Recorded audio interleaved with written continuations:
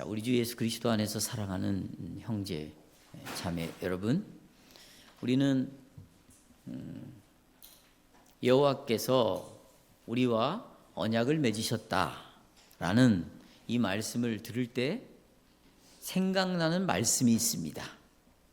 그것은 나는 너의 하나님이 되고 너는 나의 백성이 되리라.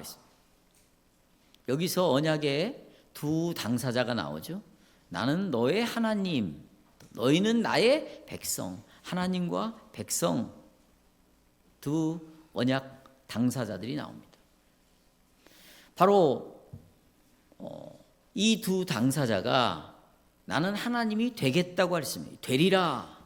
너는 내 백성이 되어라 라고 말한 이 되다라는 말은 하나님과 백성 사이에 하나님이 되시기 위하여 끊임없이 백성을 찾아오시고, 또 우리는 하나님의 백성이 되기 위하여 자동적으로 가만히 있으면 되는 것이 아니라 이제는 능동적으로 백성이 되기 위하여서 끊임없이 하나님을 향하여 나가야 되는, 다시 말하면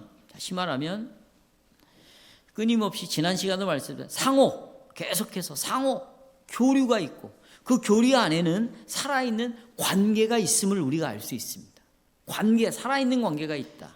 이런 살아있는 관계를 살펴보면 하나님께서는 이 관계 속에서 나는 끊임없이 하나님 노릇을 성실하게 약속한 대로 내가 이룰 것이다 라는 하나님의 약속이 이 관계 안에 들어있고, 또 하나님과 백성 사이에 맺어진 살아있는 관계를 보면 이 백성은 이 하나님이 하신 말씀을 신뢰함으로, 다른 거 아닙니다. 하나님의 약속의 말씀을 신뢰함으로 나는 마음을 다하여 기쁨으로 하나님을 끝까지 섬기겠습니다 하는 백성으로서의 책임이 이 관계 안에 들어있다.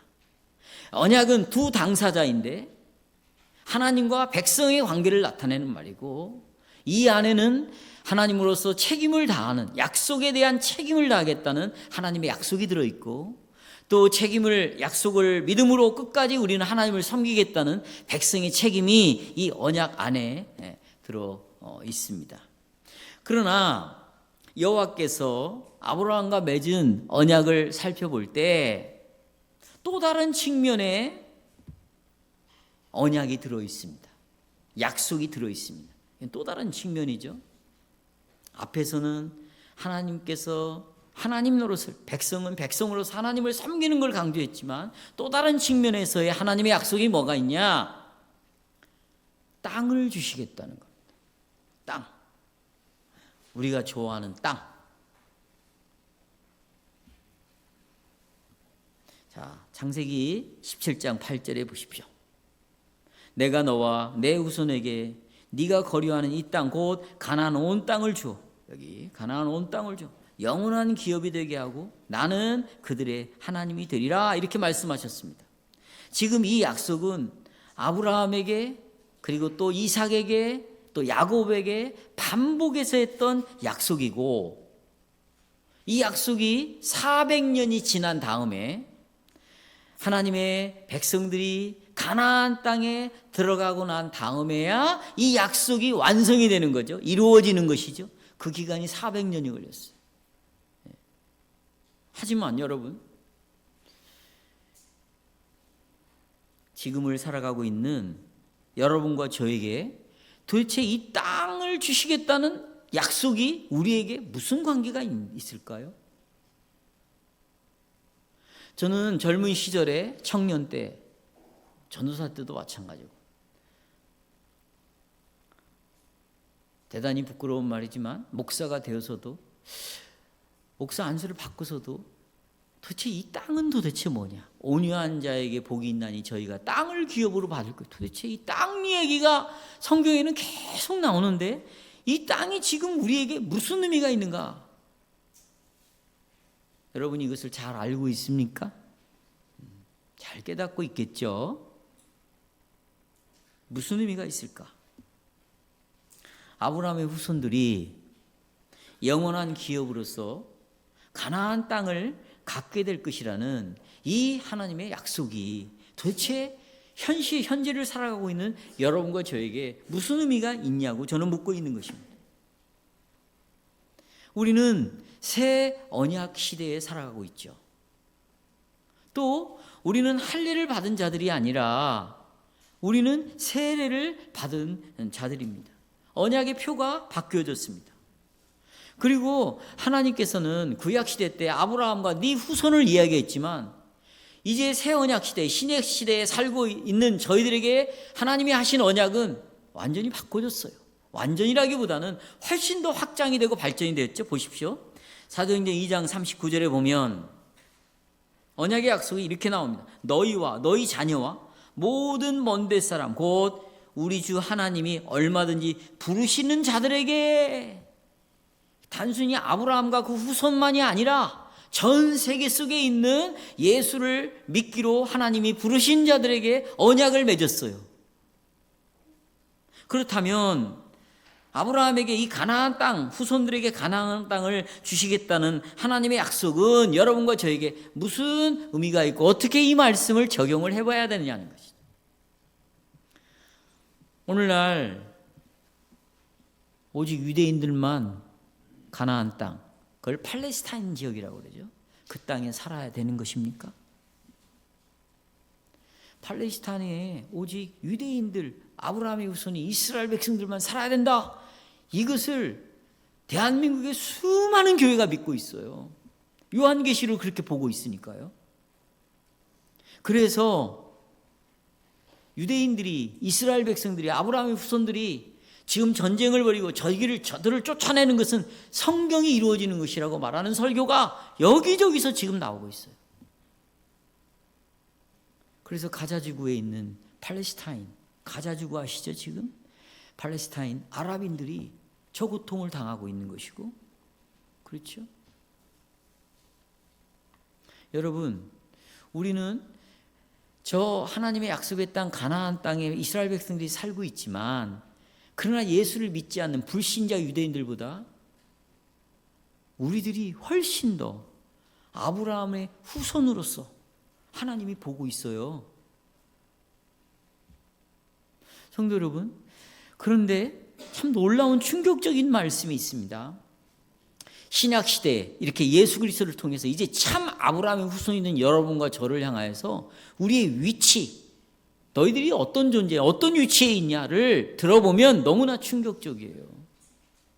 성경은 우리의 위치를, 너희들은 지금 성도들, 신약의 신자들을 뭐라고 말하냐면 너희들은 추방된 자들이다 이렇게 말하고 있고, 너희들은 순례자들이다, 너희들은 나그네다 이렇게 말하고 있어요. 우리는 정상적인 땅에서 오랫동안 살 수 있는 자들이라고 말하지 않고 추방됐다, 순례자다, 나그네다 이렇게 말하고 있단 말이에요. 자, 성경 볼까요? 베드로전서 1장 1절 보시겠어요? 예수 그리스도의 사도 베드로는 본도, 갈라디아, 갑바도기아, 아시아, 비두니아에 흩어져 있는 나그네라고 말하고 있어요. 다 물뿌리. 히브리서 13장 14절에 보세요.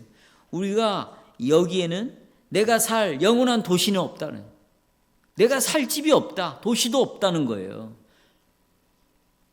지금 삼천동에 살고, 효자동에 살고, 익산에 살고, 동산동에 살고, 여러 군데서 살고 있지만, 그러나 그게 우리가 사는 땅이 아니라는 거죠.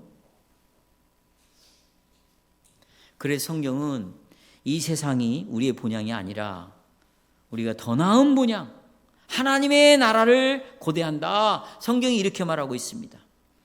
저는 그래서 오늘 창세기 17장과 히브리서 11장의 말씀을 가지고 오늘 설교를 이렇게 정리했습니다. 하나님의 언약적인 이 약속은 땅의 소유를 포함하고 있다. 땅의 소유.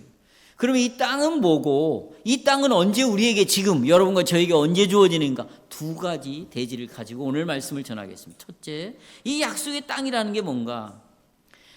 하나님이, 여러분, 자 보십시오. 거기만 보지 마시고 나를 보셔야지. 믿음은 어디에서 난다고 그랬어요? 쓰는 것에서 믿음이 생기는 게 아니에요. 들어야죠. 듣고 핵심만 쓰시면 돼요. 모든 땅은 하나님의 소유입니다. 그런데 성경에서 맨 처음, 맨 먼저 땅을 아브라함에게 주시겠다고 하신 말씀이 창세기 12장 1절에 나옵니다. 처음 나옵니다. 여호와께서 아브라함에게 이르시되 너는 너의 고향과 친척과 아베 집을 떠나 내가 네게 보여줄 땅으로 가라. 여기 땅이 나옵니다. 이제 다음으로 아브라함이 가나안 땅에 도착을 했습니다. 갔을 때 하나님은 두 번째로 약속을 하는데 창세기 12장 7절에서 이제 이 땅을 아브라함에게 주는 것이 아니고 이 땅을 네 자손에게 주리라. 새로운 약속을 하십니다. 여기에 이게 좀 새로운 약속이에요. 먼저는 너에게 주겠다. 그 다음엔 네 자손에게 주겠다. 여러분, 아브라함의 자손이 누굽니까? 이스라엘 백성들이죠. 수백만의 이스라엘 백성들이에요. 그들을 하나님은 특별히 은혜로 그들을 택하셔서 자기 백성으로 삼고, 그리고 그들에게 땅을 주어서 그 땅에 하나님께서 자기 백성들과 함께 같이 살겠다, 이 약속을 지금 하고 계시는 것이에요. 그렇다면 백왕교회 성도 여러분, 우리가 이 땅을 이해하기 위해서는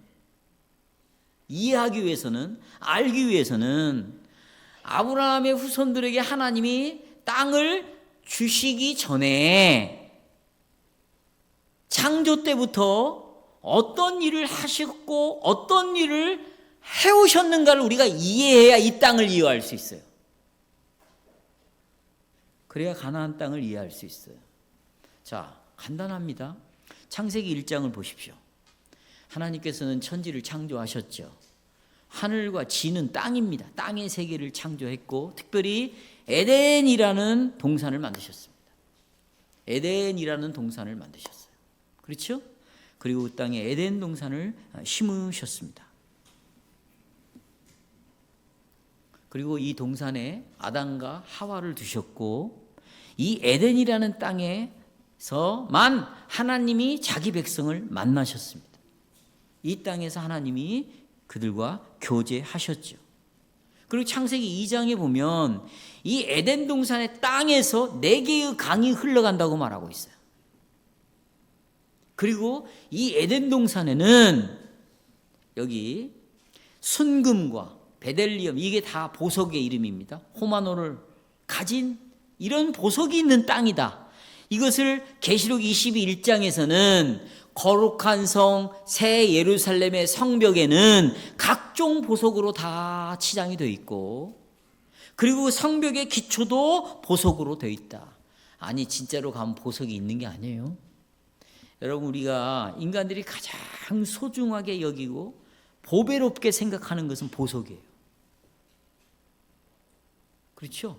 여러분, 금값이 지금 80만 원이에요. 그래서 사람들이 금을 사재기 시작하는 거예요. 왜? 이게 다 연찰로 바꿔줄 수 있는 거니까. 그만큼 금을 중요하게, 정말 소중하게 여긴다.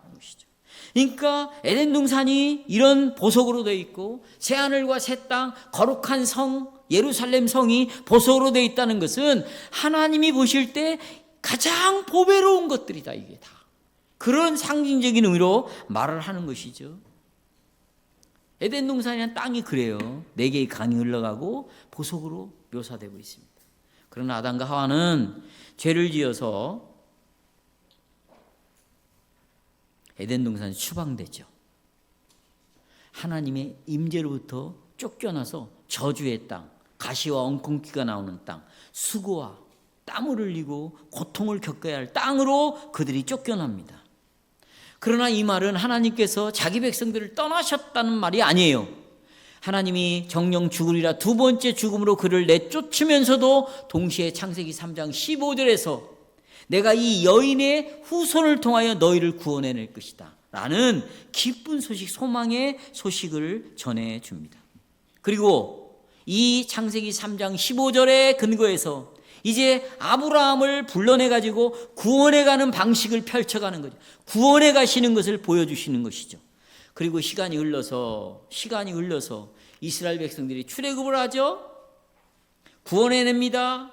그리고 시내산에 그들을 모아둡니다. 그리고 새로운 백성들과 새로운 하나님과 백성과의 언약을 맺습니다. 그리고 그들에게 말합니다. 내가 너희들에게 특별한 땅을 또 주겠다. 다시 회상을 시킵니다. 특별한 땅에서 특별한 반복으로 나는 너의 하나님이 되고 너희는 내 백성이 될 것이다. 그래서 그들은 가나안 땅으로 들어가죠. 이 땅을 젖과 꿀이 흐르는 땅이라고 말해요. 물론 젖이 있고 우유가 있고 꿀이 있을 수 있어요. 그러나 젖이 있다는 것은 풍성한 생명의 양식이 넘칠 것이다. 꿀이 있다는 것은 정말로 너희들이 하나님이 너희들과 함께함으로 아주 행복하고 안식의 삶을 누리는 꿀 같은 삶을, 우리가 그러잖아요. 아이고 그 집에 요새 꿀이 떨어지겠어 이렇게 말하잖아요. 그게 뭐냐면 행복한 삶을 살 것이다 이런 거예요. 그리고 거기는 동이 있고 철이 있고 물이 흐르고 무화과나무와 포도나무가 있고, 그러면서 그 안에는 평안을 누리는, 정말 그 땅은 정말 하나님이 약속한 땅이었어요. 그러니까 이런 땅들은 도대체 하나님이 함께 하심으로 일어난 축복이 뭔가를 보여주는 거예요. 하나님이 함께 하심으로 얼마만큼의 복을 받고 살아가는가를 우리에게 보여주는 것이죠. 이렇게 이 땅은 아브라함에게 약속하셨습니다. 이 땅은 하나님과 맺은 언약 안에서 살아갈 장소예요. 언약을 떠나서는 살아갈 수가 없는 땅이에요. 그래서 하나님의 말씀에 순종하는 자에게는 이 땅에서 복을 받지만, 이 언약을 깨트리는 자에게는 하나님이 거기에 상응하는 반드시 심판을 내리는 거죠. 그 언약에서 잘라내는 것이죠. 그리고는 창세기 13장 17절에 하나님은 아브라함에게 이렇게 약속하십니다. 여호와께서 아브라함에게 너는 일어나 그 땅을 종과 횡으로 두루다녀보라. 내가 그것을 내게 주리라. 열심히 걸었겠죠. 그리고 창세기 15장 18절에서 이렇게 말합니다. 그날에 여호와께서 아브라함과 더불어 또 언약을 세워, 계속 언약을 반복해서 세웁니다. 내가 이 땅을 애굽 강에서부터 큰 강 유브라데까지 네 자손에게 주리라. 그러면서 지금은 이런 족속들이 살고 있다고 말하고 있습니다. 그러나 성도 여러분, 자 보십시오. 하나님께서 이 땅을 주시겠다고 약속하신 것은 땅이 목적이 아니었습니다. 땅이 목적이 아니었어요. 여호와께서 백성들에게 허락하신 땅에서 하나님은 하나님 노릇을 하시고, 또 언약 백성들에게 복을 주어서 이 백성들은 여호와를 섬기는 것이 이 땅의 목적이에요. 하나님이 여러분에게 가정을 주신 것은 목적이 있어요. 목적이.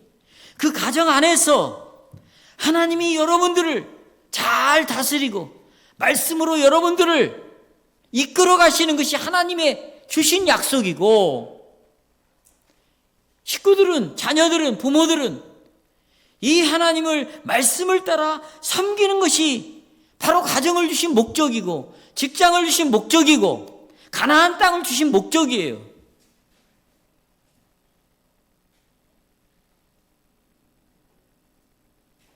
창세기 17장 7절에서 이 사실을 알 수 있어요. 내가 내 언약을 나와 너와 내 대대 후손 사이에 세워서 땅을 주시겠다는 거예요. 영원한 언약을 삼겠다. 그런데 그 땅에서 너와 내 후손에 뭐가 되시겠다? 하나님 노릇을 내가 하겠다. 그러니 너희들은 하나님 여호와인 나를 섬겨라. 이 땅을 준 목적이 바로 여기에 있다. 그러므로 가나안 땅을 주신다는 하나님의 약속은 여러분 반드시 지켜져야 됩니다. 왜냐하면 여호와께서 약속으로 주신 이 땅에서 백성들이 언약 안에서, 하나님의 말씀 안에서, 하나님이 주신 그 말씀 안에서 하나님을 섬기면서 하나님과 함께 살아야 하기 때문에 이 땅은 반드시 필요한 거예요.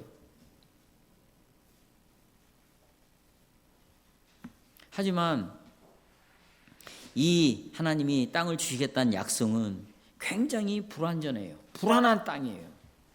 두 가지 때문이에요. 첫째는 아브라함이 살아있을 때 이 땅을 하나님이 주시지 않았어요. 이 땅을 약속대로 아브라함에게 땅을 주시지 않았어요. 나중에 여러분, 그러니까 결국은 여러분 자기 집이 없이 나그네로 계속 여기서 나가라고 그러면 쫓겨나는 거죠. 추방된 자예요. 그래서 여기 살다가 조금 이사가고 또 이상하고 나그네로, 순례자로, 추방된 자로 그렇게 살다가 가나안 땅에서 아브라함이 차지한 땅은 자기 부인이 죽었을 때 매장될 무덤 하나, 요 땅만 소유하고 아브라함은 죽었어요. 그래서 제가 불안하다는 것입니다. 또 이 땅에 가나안 땅에 들어갔는데 여러분이 다 아시다시피 비가 오지 않았어요. 기근이 가뭄이에요. 먹고 살 것이 없어요. 그러니까 아브라함이 다 어디로 갑니까? 아브라함과 그의 식솔들이 애굽으로 넘어가죠. 그래서 애굽에서 바로의 왕에게 자기 아내를 빼앗길 뻔한 사건 여러분 다 아시죠? 그런 일들이 벌어집니다. 약속의 땅이 실은 이렇게 불안한 땅인 거예요. 또 시간이 한참 흘렀습니다. 하나님이 아브라함과 그 조카 롯에게 정말 부자가 되게 했어요. 부유함을 줬어요. 가축도 늘어나고 많은 식솔도 늘어나고. 그런데 이제 가축들에게 물을 먹여야 되잖아요. 그런데 공간이 가나안 땅에 있는데 공간이 좁으니까 어떻게 둘이 싸우는 거지. 그래서 보십시오. 창세기 13장 6절에 보십시오. 그 땅이 그들이 동거하기에 넉넉하지 못하였으니 이는 그들의 소유가 많아서 동거할 수 없다. 땅이 너무 좁아요. 아브라함 식솔들과 롯의 식솔들이 함께 있을 수 없어요. 하나님은 아브라함에게 뭐라고 약속하셨죠, 여러분? 내가 네 후손을 하늘의 별처럼 줄 것이다. 이렇게 수가 늘어난다면, 여러분, 수가 늘어난다면 가나안 땅에서는, 약속의 땅 가나안 땅에서는 행복하게 살아갈 수가 없는 거예요. 식구가 열인데 집에 화장실이 하나밖에 없어요. 어떤 일이 벌어질까? 전쟁이지, 전쟁. 아마 옛날에 경험해 보신 분들 많을 거예요. 이렇게 조그마한 땅에, 자 보십시오. 얼마나 수를 번성케 하시는가. 17장 2절 보세요. 내가 너로 힘이 번성하게 하겠다. 4절에 열국의 아버지가 되게 할 것이다. 5절에 이제후로는 네 이름을 아브라함이라 하지 말고 아브라함이라 하니 이는 내가 너를 여러 민족의 아버지가 되게 할 것이다. 6절에 힘이 번성하게 할 것이다. 내가 네게서 수많은 나라들이 나오게 할 것이다. 그런데 여러분, 이 가나안 땅은 살기에 충만한 땅인가? 합당한 땅인가? 그렇지 않아요. 상대적으로 아주 작은, 비좁은, 불편한 땅이라고 말이죠. 하지만 아브라함에게 내가 큰 민족을 이루겠다. 민족의 아버지가 되게 할 것이야. 너에게서 많은 나라가 나올 것이다. 라고 말씀하셨을 때는 하나님이 약속하신 땅은 가나안 땅보다도 훨씬 어마어마한 넓은 땅을 염두에 두고 우리에게 하셨다. 그 말이에요. 그래서 히브리서 11장 10절에서 아브라함이 그걸 알았기 때문에 이렇게 말하고 있어요. 놀라운 말씀입니다. 우리는 보세요. 아브라함이 하나님이 경영하시고 하나님이 지으실 터가 있는 도시를 바라봤다는 거예요. 이게 이 도시는 가나안 땅일까요? 아닐까요? 아니죠. 하나님 나라를 바라봤다는 거예요. 자, 이제 드디어 아브라함 후손들은 여호수아 시대 때 이 땅을 약속으로 딱 받습니다. 여호수아서 11장 23절. 이와 같이 여호수아가 여호와께서 모세에게 말씀하신 대로 그 온 땅을 다 점령했습니다. 이스라엘 지파의 구분에 따라 기업을 주매 그 땅의 전쟁이 그쳤더라. 가나안 땅을 딱 차지했어요. 그리고 시간이 흘렀습니다. 나중에 솔로몬 시대에 이스라엘의 이 영토 가나안 땅은 다 확장이 되는 거죠. 얼마나 확장이 되는 거예요. 20절 열왕기상 4장 20절 유다와 이스라엘 인구가 보세요. 얼마나 늘어 바닷가에 모래같이 많게 되매 먹고 마시며 즐거워했다. 21 솔로몬이 그 강에서 블레셋 사람의 땅에 이르기까지와 애굽 지경에 미치기까지의 모든 나라를 샀으며 솔로몬이 사는 동안에 그 나라들이 조공을 바쳤다. 25절. 솔로몬이 사는 동안에 유다와 이스라엘이 단에서부터 부엘세바 이르기까지 각기 포도나무 아래와 무화과 나무 아래에서 평안히 살았다. 이것은 여호와께서 창세기 17장 8절에서 아브라함에게 약속하신 복이에요. 이것은 약속의 땅에서 하나님과 함께 사는 것이 얼마나 놀라운 복인가를 보여주는데 이 땅이 이제 확장이 되는 거죠. 그렇죠? 확장이 돼요. 자, 그러면 여러분, 복을 주신 땅, 하나님이 함께 하시는 땅, 이 땅이 영원할까? 낙원이 아니었어요. 지옥이 되고 말았어요. 이 땅이. 이 땅이 뭐가 됐다고요? 우리가 결혼을 해가지고는 예식으로 해서 하나님께 약속을 하고 기도를 하고 결혼했어요. 제가 아까 그랬죠. 땅은 우리가 눈에 보이는 땅을 말하는 것이 아니다. 하나님이 함께 하시는 곳이 여호와가 주신 땅이다. 그리고 그 목적은 우리로 하여금 누구를 오직 섬기도록 내 10가지 계명을 다 어기고 살아가고 하나님을 하나님으로 인정하지 않고 살아가면 여러분 그 땅은 지옥으로 바꿔지게 되어 있는 것이죠. 근데 우리가 지금 악착같이 믿음으로 그 싸움을 하고 있는 거잖아요. 그렇죠? 자, 열왕기상 11장 11절 보십시오. 어떻게 바꿔졌는지. 솔로몬에게 하나님이 이렇게 말씀하십니다. 여호와께서 솔로몬에게 말씀하시되 네게 이런 일이 있었고 또 네가 내 언약과 내가 너에게 명령한 법도를 지키지 아니하였으니 내가 반드시 이 나라를 빼앗아서 다른 신하에게 다른 나라에게 넘겨버리겠다. 그 이스라엘 나라는 언약의 복을 받지 못하고 하나님의 저주를 받아요. 그러니까 여러분 이 땅이 저주받으니까 에덴 동산에서 뭐가 나온다고 그랬어요? 그 땅에서 가시와 엉겅퀴가 나오죠. 보세요. 이제 이 땅이 이 백성들을 저주해버리는 거예요. 어떻게? 토해버리는 거예요. 땅이 백성들을 내뱉어버리는 거예요. 그래서 이스라엘 백성들이 어디로 가냐면 바벨론으로 포로로 다 잡혀가버려요. 얼마나 힘든 시간이었겠어요.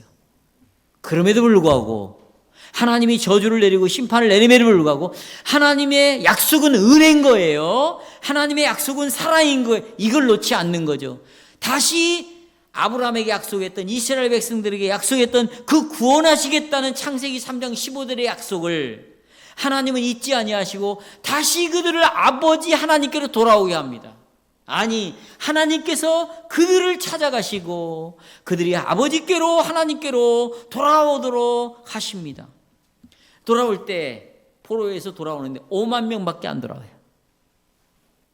그러나 돌아온 그들이 예루살렘 성을 다시 재건하고 성전을 다시 재건하는 이런 일들이 반복이 되면서 그러나 이런 게 너무나 고달픈 거예요. 이게 약속의 땅처럼 느껴지질 않는 거예요. 적과 꿀이 없어 이제. 목말라요. 배가 고파요. 만족이 안 돼. 이 땅에는. 그러면서 이스라엘 백성들이 우리의 진정한 위로가 누구인가?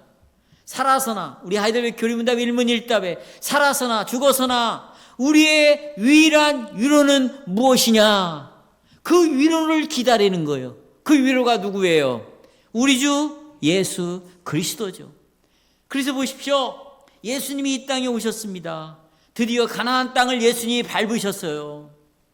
그때 유대인들은 아브라함의 자식들은 이 예수님을 통해서 로마 놈들을 다 몰아내고 우리에게 약속한 그 땅, 이 가나안 땅을 다시 되찾아오고 거기서 젖과 꿀이 흐르고 구리와 철이 나오고 무화과와 포도나무의 열매에서 소출이 많아가지고 정말 행복하게 살기를 이 예수에게서 바랐어요.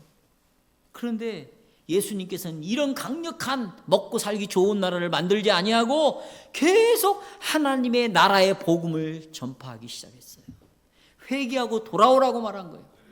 이 독사의 자식들이라고 말한 거예요. 나가 곧 길이요 진리요 생명이다. 나를 믿는 자는 영생을 얻는다. 이런 이야기만 하고 바보처럼 오리를 가면 심리를 가지고 바보처럼 그렇게 살아가는 거예요. 땅을 회복시킬 생각을 전혀 안 하는 거죠. 그래서 여러분이 잘 아시는 대로 마태복음 8장 20절에 보면 여우도 굴이 있다, 자기 집이 있다, 공중에 나는 새도 지 집이 있다. 그런데 인자는 머리 둘 곳도 없다. 땅 한 평도 예수님은 소유하지 않았어요. 그러니까 예수님이 이 땅에 오신 이유는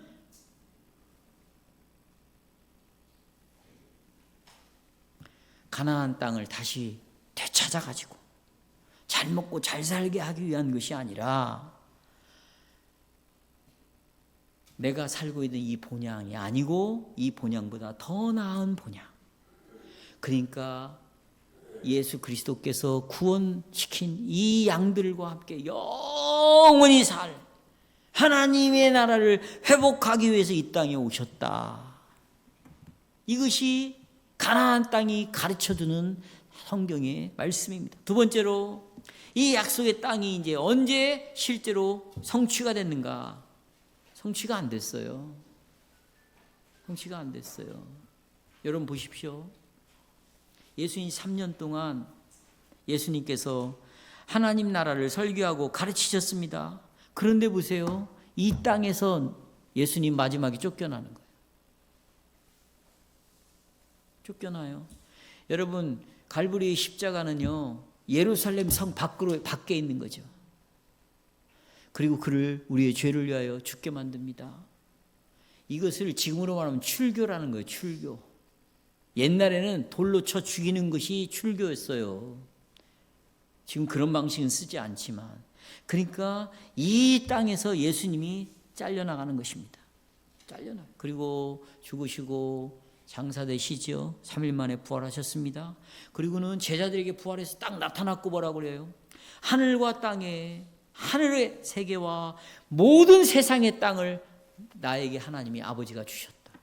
나는 하늘의 세계를 다스리는 왕이고 땅을 지배하고 통치하는 왕이다. 이 말씀이 뭐예요? 하나님 나라는 가나안 땅 같은 땅이 아니라는 거예요. 이런 땅에 내 나라를 집어넣지 말라는 거예요. 여기에 제한을 시켜서는 안 된다는 거예요. 나는 하늘의 세계와 모든 땅의 세계를 다스리는 왕이다. 그러면서 예수님이 하시는 말씀이 제자들에게 너희는 가서 모든 민족으로, 이렇게 하늘 아래에 있는 수많은 사람들이 살고 있는데 가나안 땅에, 팔레스타인 땅에만 있지 말고 너희는 나에게 맡긴 모든 땅으로 흩어져서 아버지와 아들과 성령의 이름으로 뭘 줘라? 세례를 줘라. 물이 우리를 깨끗하게 하는 것처럼 나의 피가 어떻게 인간의 죄를 용서하고 해결해서 하나님의 백성으로 만드는지, 너희는 이 복음을 성부의 이름으로, 성자의 이름으로, 성령의 이름으로 이 복음을 증거하고 복음을 받아들인 자에게는 세례를 주어라. 이제 이 가나안의 땅은 어떻게 확장이 됩니까?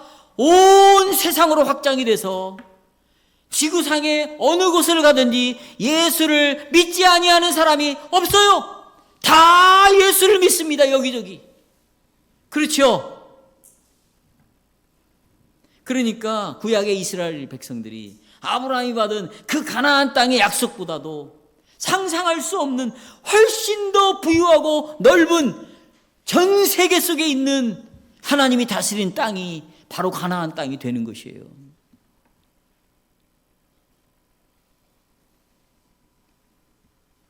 그렇습니다. 성도 여러분, 신약에 와서는 이제 이 땅의 개념은 완전히 바뀌었어요.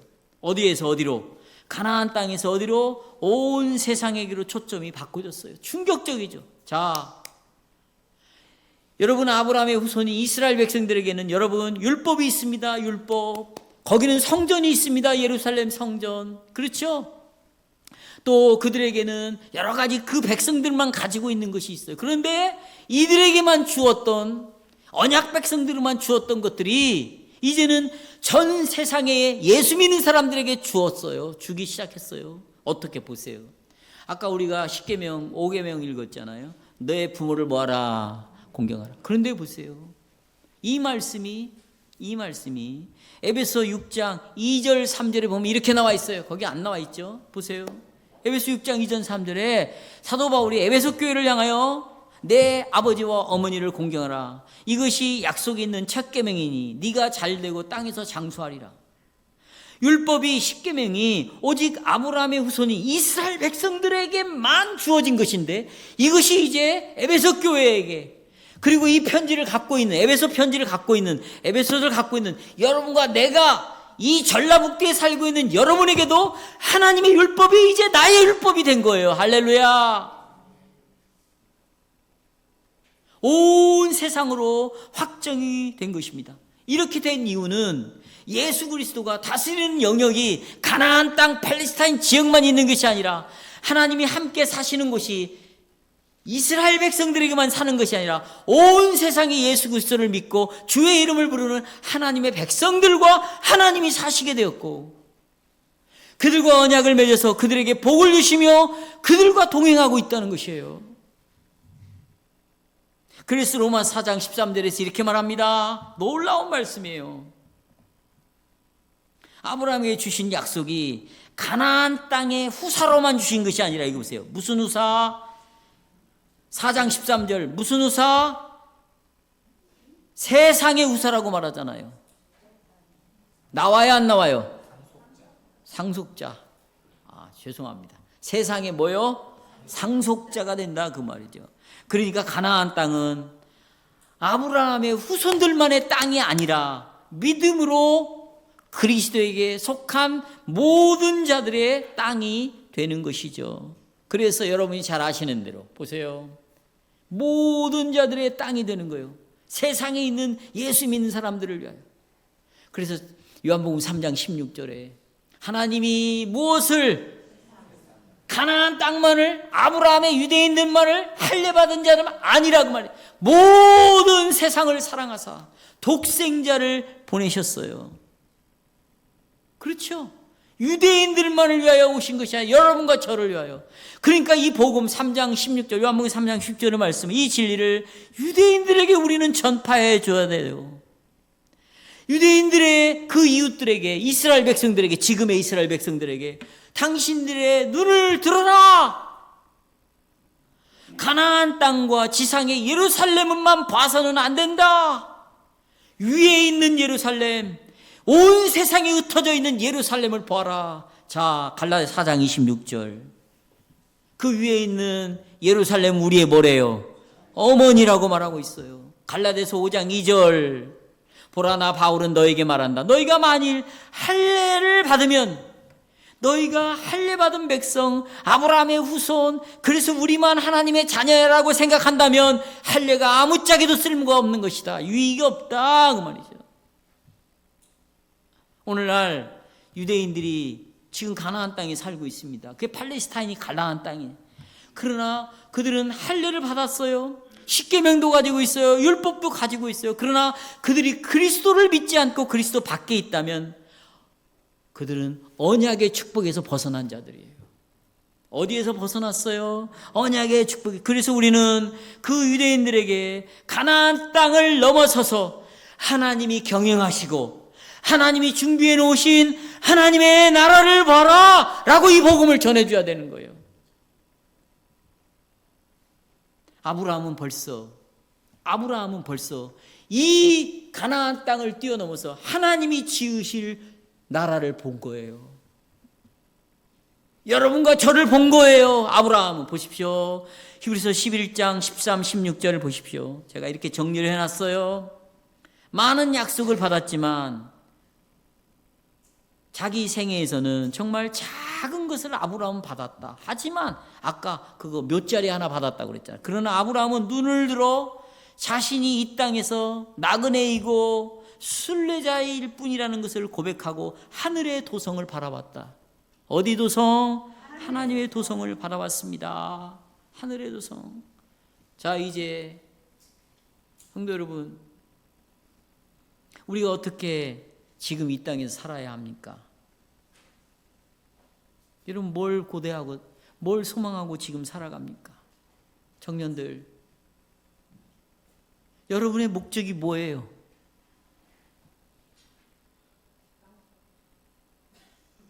땅이죠. 땅. 우린 세 칸짜리 방에서 살고 있어요. 하나는 시간이라는 말은 칸이라는 말이에요. 칸. 시간을 떠나서는 존재할 수 없어요. 인간을 떠나서는 살 수 없어요. 공간을 떠나서는 살 수 없어요. 시간과 인간과 공간, 이것을 합쳐서 인문학이라고 말하는 거예요. 제가 정의를 내린 거예요. 어디 누가 말한 것이 아니에요. 그런데 인간이 가장 중요하게 생각하는 게 뭔지 아세요? 시간? 아니에요. 인간? 아니에요. 공간이에요. 어떻게 짧은 시간에 가장 넓은 공간을 차지할 것인가? 이것을 성공이라고 말해요. 가장 짧은 시간에 가장 넓은 공간을 차지할 것인가? 그래서 어려서부터 좋은 유치원, 좋은 중고등학교, 좋은 학원, 좋은 대학, 왜? 가장 넓은 공간을 차지해야 되니까. 그래서 우리의 대화는 전부 공간이에요. 너 몇 평짜리 사냐? 자리죠, 자리. 너 회사 다니는데 직급이 뭐냐?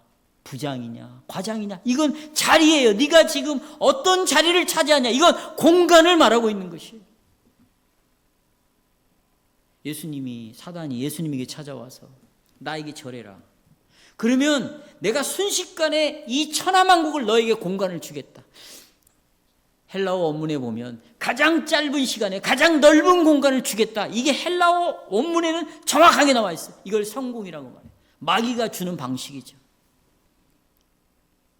그래서 하나님도 버리고 신앙도 버리고 하나님 나라도 다 버리고 짧은 시간에 넓은 공간을 위하여 우리의 자식들이 신앙을 떠나고 교회를 떠나고 부모도 떠나고 자식도 떠나고, 이게 마귀가 우리를 죽이려는 방법이에요. 근데 우린 여기서 다 속아 넘어갔어요. 이런 상황 속에서 우리는 이 땅에서 어떻게 살아가야 될 것인가? 자, 히브리서 12장 보십시오. 넘어갑니다. 히브리서 12장 1절 2절. 이러므로 우리에게 구름같이 둘러싼 허다한 증인들이 있으니 그들은 모든 무거운 것, 얽매기 쉬운 이 죄를 벗어버리고 끝까지 인내로써 경주를 했다는 것이요. 그들은 믿음의 주 온전케 하시는 그리스도를 계속 바라봤다는 거예요. 예수님은 그 앞에 있는 기쁨을 위하여 십자가를 참았다는 거예요. 부끄러움을 개의치 아니했다는, 발가벗게 됐으니까 얼마나 부끄러워요. 그거 무시했다는 거예요. 그리고 그는 하나님 보좌 우편에 앉으셨다는 것입니다. 성도 여러분, 우리가 가진 땅, 내가 가진 인생, 내 몸 건강 정말로 중요합니다. 그런데 보십시오. 내가 사는 삶, 내 집, 내 육체, 내 몸, 물질, 이것은 우리의 집이 아니에요. 내 것이 아닌 거예요. 내가 죽어도 가져가야 내 것이 되는 것이지, 죽어도 가져갈 수 있어야 내 소유가 되는 것이지, 죽으면 지금 여러분이 붙잡고 있는 것, 고민하고 있는 것, 근심하고 있는 것, 걱정하고 있는 것, 붙잡고 싶어 하는 것들, 성도 여러분, 그건 우리 집이 아닌 거예요. 우리는 나그네인 거예요. 왔다가 가는 거예요. 우리는 순례자인 거예요. 우리에게는 여러분 더 나은 도성이 있습니다. 영원한 도성이 있습니다. 그것은 이 땅의 것과 비교할 수 없는 것이에요.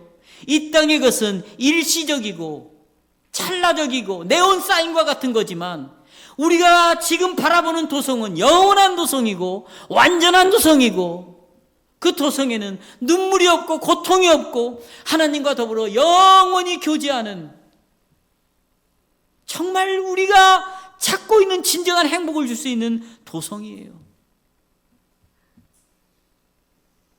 이제 눈을 들어, 눈을 드십시오. 눈을 좀 떠보세요. 이 도성을 바라보십시오. 이 도성을 하나님이 준비해 놓고 있습니다. 아멘. 주 예수여 어서 오시옵소서.